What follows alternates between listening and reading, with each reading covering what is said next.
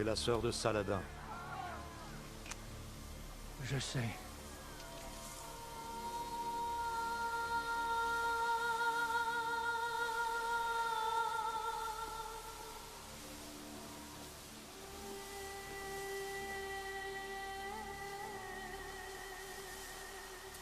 Salahuddin arrive. Oui, je sais.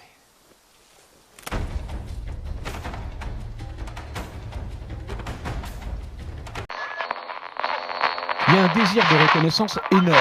Parce que les catholiques, je dirais, dans leur histoire, aujourd'hui, ils se situent dans un entre-deux.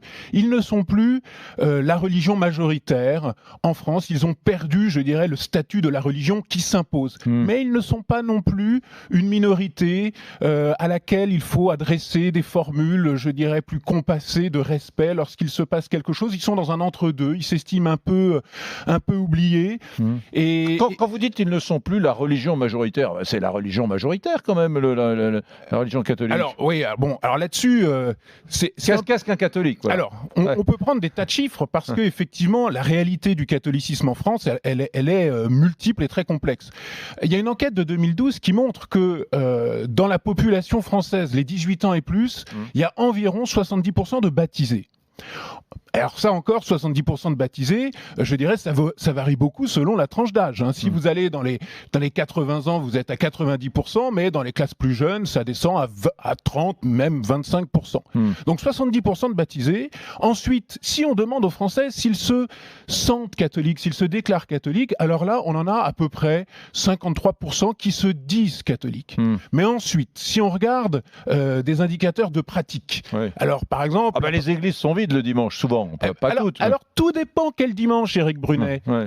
Dimanche dernier, pour le dimanche des Rameaux, les églises étaient pleines parce que la pratique saisonnière, c'est-à-dire les grandes fêtes religieuses, Noël, les Rameaux, Pâques, le 15 août, ça regroupe encore environ, en moyenne, 11% de la population française. Et on sait pertinemment que... Il y a 11% des Français qui vont, par exemple, grosso modo, à la messe pour le dimanche des Rameaux. Oui, en moyenne.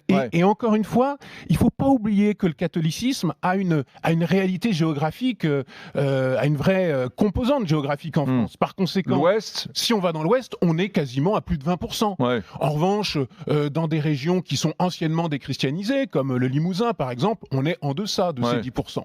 Donc voilà, autour de ce chiffre moyenne, il y a beaucoup de variations. Et puis, il y a ensuite des pratiques un peu plus zélées. L'assistance à la messe, au moins une fois par mois, par exemple, on est environ entre 4 et 5%. Mais la pratique hebdomadaire, elle est de 1,8% dans les 18 ans et plus. Donc vous voyez, est-ce que c'est une réalité majoritaire? Est-ce que c'est une réalité minoritaire? On est dans un entre-deux. Il y a une vraie tradition très ancrée en France de caricature des religions depuis 1905. On aime, on n'aime pas, c'est un autre sujet, mais Dieu peut bien se défendre tout seul. À peu près toutes les religions ont connu du blasphème et aucune n'a jamais accepté avec le sourire d'être critiquée, moquée, voire injuriée. Et ça a été une longue construction d'émancipation de l'humain, des êtres humains à l'égard du joug des religions, que de dire, on peut se moquer, y compris des religions, parce que ce n'est qu'une croyance. Et j'ai bien le droit de me moquer de quelqu'un, Jésus, Mahomet, Moïse, dont personne n'a jamais prouvé l'existence. Il y a un sujet particulier en France, parce qu'il se trouve que c'est la France qui est le premier pays au monde en 1791 à avoir aboli le blasphème, à avoir sorti le blasphème du code pénal. Et qu'il y a une vraie tradition très ancrée en France de caricature des religions depuis 1905, et ça s'est d'abord exercé contre l'Église catholique. Donc c'est un peu plus... tendu chez nous, et c'est une tradition tellement établie que il y a une confrontation très forte. Les autres religions ont bon gré mal gré accepté la critique et le blasphème, et une partie de l'islam, et c'est pas évidemment pas, il ne s'agit pas de tous les musulmans, mais une partie de l'islam se braque et continue à refuser cette liberté de blasphémer. Mais dans un système démocratique, quand on est heurté, on saisit la justice et puis on demande une condamnation. Mais là, ça ne s'arrête pas là, ça provoque des réactions de violence, des menaces de mort, voire pire, évidemment, dans le cas de Charlie Hebdo, et donc un débat qui n'est plus possible. On passe à la violence. En même temps, les choses bougent, puisque les représentants officiels de l'islam de France, tout en continuant à dire qu'ils n'aiment pas les caricatures, et c'est bien leur droit, ont déclaré avec force qu'il fallait respecter, quand on était dans un pays laïque comme la France, le droit à la caricature. On aime, on n'aime pas, c'est un autre sujet, mais Dieu peut bien se défendre tout seul. C'est quand même une défaite de voir qu'une jeune femme de 16 ans qui n'a fait qu'exercer son droit à la critique des religions, comme la justice l'a établi, qu'elle ait reçu, je crois qu'on en est à plus de 50 000 menaces de mort. Oui, c'est une défaite de l'éducation, c'est une défaite de la société. On ne peut pas ne pas l'avoir. Et puis, il y a une question de volonté au sein de l'éducation nationale de ne rien laisser passer, ce qui n'est pas le cas, parce qu'il n'y a eu aucune sanction dans le lycée de Mila. C'est elle qui a été sanctionnée, c'est la victime que l'on sanctionne. Et par contre, les bourreaux sont toujours dans l'impunité. Cette idéologie qui voudrait qu'il faudrait s'abstenir d'offenser non seulement les personnes, ce qui est légitime, mais leurs idées, leurs croyances, ce qui créerait un monde où plus personne ne pourrait discuter avec personne, et où on refuserait l'altérité et le débat et la contradiction, eh bien malheureusement, elle gagne à peu près tous les terrains et tous les sujets. La critique, c'est ce qui nous enrichit. Le débat, c'est ce qui nous enrichit. C'est ce qui protège par ailleurs de l'idolâtrie et du fanatisme. C'est absolument nécessaire. C'est vrai que Saint-Louis avait organisé des cours de justice où on pouvait directement demander justice au roi. Il ne faut pas croire que c'était un homme épris toujours d'équité absolue. Quand il la rendait lui-même, c'était parfois une justice exécutive et sauvage. Si l'on blasphémait, par exemple, eh bien, on avait la langue coupée sur ordre du roi, ou la bouche ébouillantée pour avoir blasphémé. D'autres hommes font le même constat que le roi de France, et celui-ci va d'ailleurs s'appuyer sur eux tout en adoptant leur comportement et leur état d'esprit. Ces hommes vont participer avec Louis IX à bouleverser la société. Ces hommes sont ceux qui rejoignent les ordres mendiants. Ils sont dominicains et franciscains pour la plupart.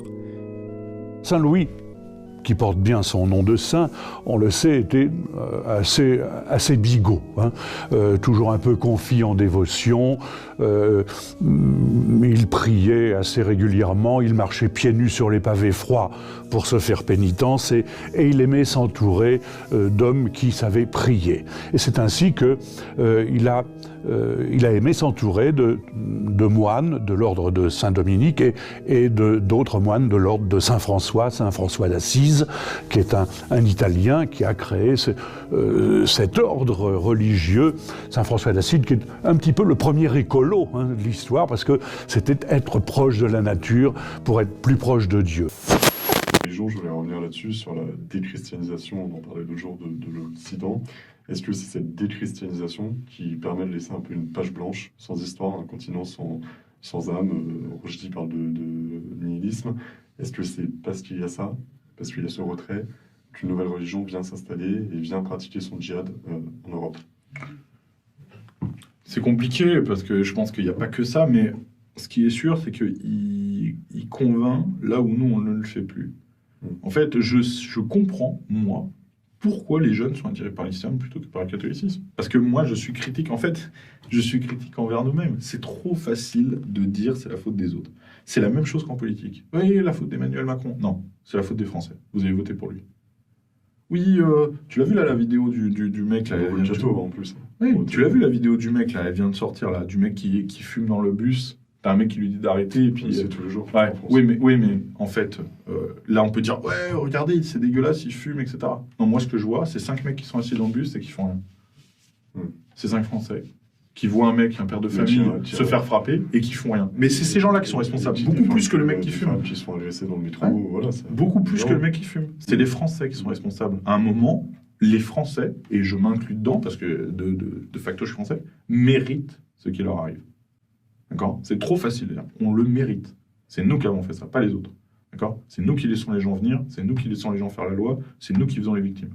Et bien le catholicisme, c'est pareil. Le catholicisme a abandonné sa virilité, le catholicisme a abandonné son histoire, enfin l'Église catholique a abandonné les grandes figures historiques catholiques. Et qu'est-ce qui se passe en fait ? Les musulmans, qu'est-ce qu'ils font ? Ils leur proposent un rite en arabe.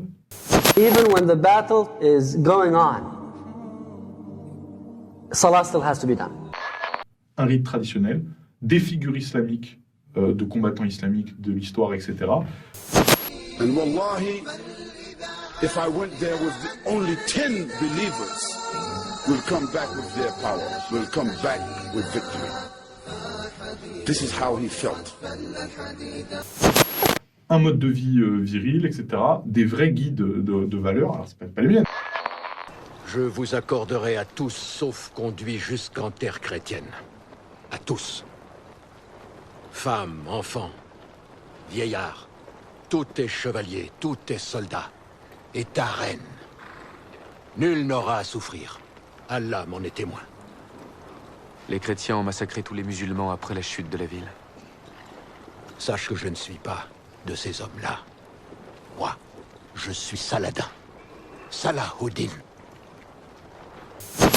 Mais je veux dire, c'est beaucoup plus séduisant. Je suis désolé, mais aujourd'hui, c'est beaucoup plus... Pour un mec, si tu n'as pas d'attachement, si tu ne ressens pas, parce qu'on ne te l'a pas transmis ou parce que ça sommeille en toi, si tu ne ressens pas cet attachement charnel à ta patrie, à ton sang, etc., qu'est-ce qui t'empêche de devenir musulman ? Because later on, when the battle started, a man who's mentioned in Tabari as Jarjah, he was one of the Roman generals. During the fighting, he came to Khalid ibn Walid, and he said, I want to meet you. So they met. Jarjah said, I'm going to ask you in the name of God, and I want you to tell me the truth, and don't lie to me, because a free man doesn't lie. They had this chivalry, and he's saying to Khalid ibn Walid, you are a free man, I'm a free man, you have to be honest with me, I'll be honest with you. So he said, I want you to tell me the truth. Khalid ibn Walid said, I will tell you the truth. He said, is it true that your prophet has received a sword from God, and then he gave it to you? Therefore you never lose in any battle. Khalid ibn Walid, he could have said yes, and built upon that reputation that already existed, and carried the legend further and promoted it. But he didn't. He said, no, that's not true. What happened is, Allah Azza wa Jal has sent us a prophet who invited us to the truth. Some of us believed in him, while some of us fought against him. I was amongst those who fought against him. Until Allah Azza wa Jal, Allah subhanahu wa ta'ala, took us by our hearts, gripped our hearts, and brought us forth to Islam. So I became a Muslim. So Khalid ibn Walid is, in other words, is saying that we were his enemies. But then Allah Azza wa Jal gripped our hearts and brought us to Islam. It was something from the heart. We weren't forced into it. Muhammad sallallahu alaihi wasallam did not force it down our throats. Allah Azza wa Jal brought our hearts to him. Amr ibn al-As radiallahu anhu, before he died, he said, there was a time when the most disliked person to me was Muhammad sallallahu alaihi wasallam. And at that time my desire would be, my greatest desire would be to lay my hands on him and kill him if I could. But then Allah Azza wa Jal put the love of Islam in my heart, so Muhammad sallallahu alaihi wasallam became the most beloved to me. And he said, I used to love him so much and have so much respect to him, I couldn't even look him straight in the eye. I would lower my gaze whenever I see him. So Khalid ibn Walid said, Allah gripped our hearts and we became Muslim. And then Muhammad sallallahu alaihi wasallam told me, Anta sayfun min suyufillah sallallahu al mushrikeen.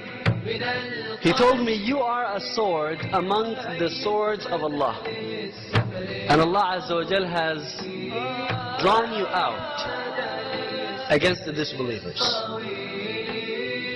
Thus I was named the sword of Allah according to that, for I am the harshest of the Muslims against the polytheists.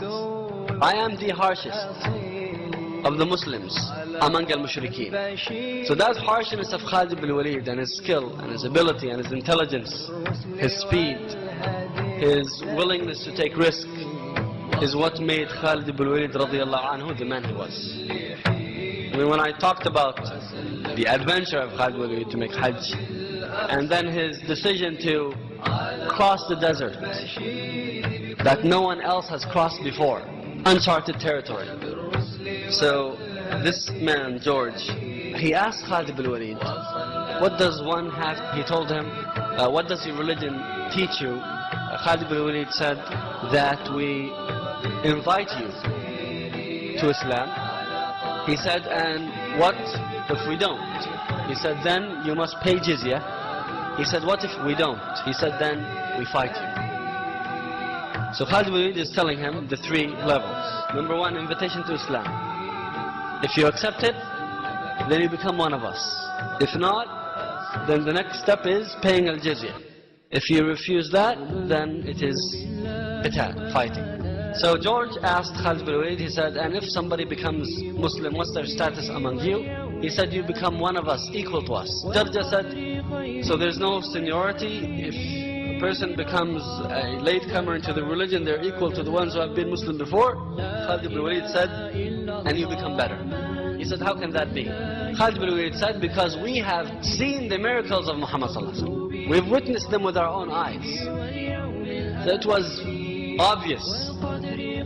But for you, you have not met Muhammad sallallahu alaihi wasallam, you have not seen him, and you did not see his miracles. Nevertheless, you become a Muslim. That gives you a higher status. So George said, what does one have to do if he wants to become a Muslim? He said, you say, Ashhadu an la ilaha illallah wa ashhadu anna Muhammad Rasulullah. He repeated those words, and he turned around, and he fought onside the Muslims, and he died in that battle as a shaykh. Alaykum salam.